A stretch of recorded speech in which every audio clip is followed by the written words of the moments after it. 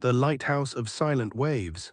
On the edge of a quiet coastal village stood an old lighthouse that had not shone its light for many years. The villagers believed it was forgotten, just like the stories of the sailors who once depended on it. The sea whispered against the rocks day and night, carrying secrets from distant lands.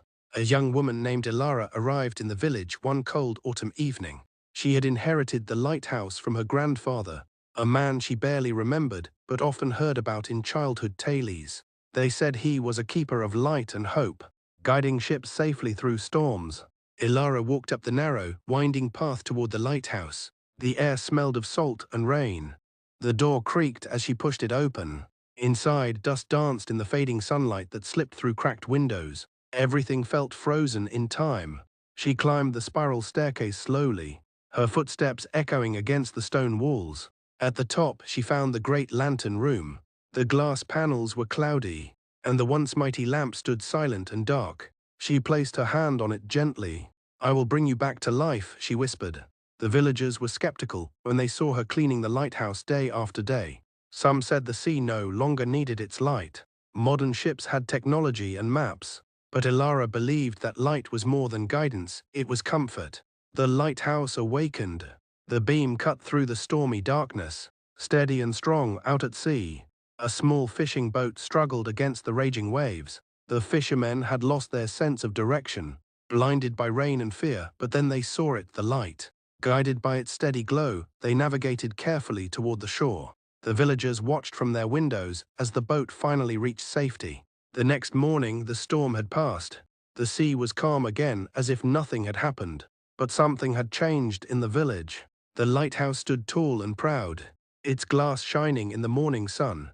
The fishermen visited Elara to thank her. Word spread quickly that the old lighthouse had saved lives. The villagers who once doubted her now smiled with respect and gratitude. Elara continued her work, lighting the lamp each evening as the sun dipped below the horizon.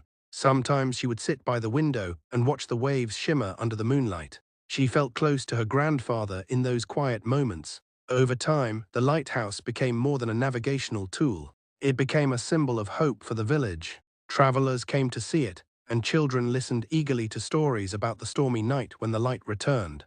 Elara realized that the true purpose of the lighthouse was not only to guide ships, but to remind people that even forgotten things can shine again. Even in the darkest storms, a single light can make all the difference. And every night, as the golden beam swept across the silent waves, it carried a simple message: no matter how long the darkness lasts, the light will always find a way back. In the weeks that followed the great storm, life in the village slowly returned to normal. Yet something felt different. The lighthouse was no longer a silent shadow on the cliffs, it had become a living presence. Each evening, as the sun melted into the horizon, villagers would pause to watch the golden beam sweep across the sea. Children pointed at it with wonder, and the elderly nodded with quiet pride. The light did more than guide ships. It reminded them that hope could be rebuilt. One afternoon, Elara received a letter. It was from a shipping company that had heard about the lighthouse's return. They wanted to officially recognize it as an active coastal signal once again.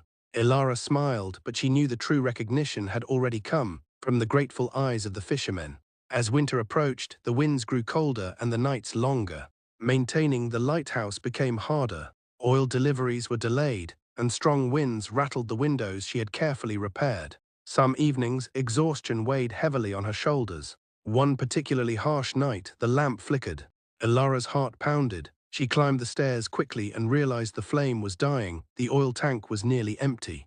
A storm was building once again in the distance. For a brief moment, doubt filled her mind.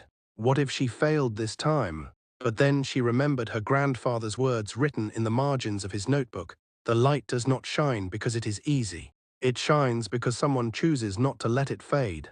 Taking a deep breath, Elara grabbed her coat and stepped into the freezing wind. She made her way to the storage shed below the cliff, where an emergency supply of oil had once been kept. The door was stuck, and the wind pushed against her fiercely, but she refused to turn back. After what felt like hours, she found a small sealed container hidden beneath old ropes and tools. Holding it tightly, she hurried back up the path. Moments later, the lamp burned bright again. The storm passed without tragedy. And from that night on, the villagers no longer saw the lighthouse as Elara's responsibility alone. They brought supplies, helped with repairs, and took turns climbing the stairs when she needed rest. The lighthouse had become their shared promise. Years later, when travelers asked about the tall tower on the cliff, the villagers would tell them about the night the light returned, and about the young woman who reminded them that hope is strongest when it is protected together. And so the lighthouse continued to shine, not only over the silent waves, but in the hearts of everyone who believed in its light.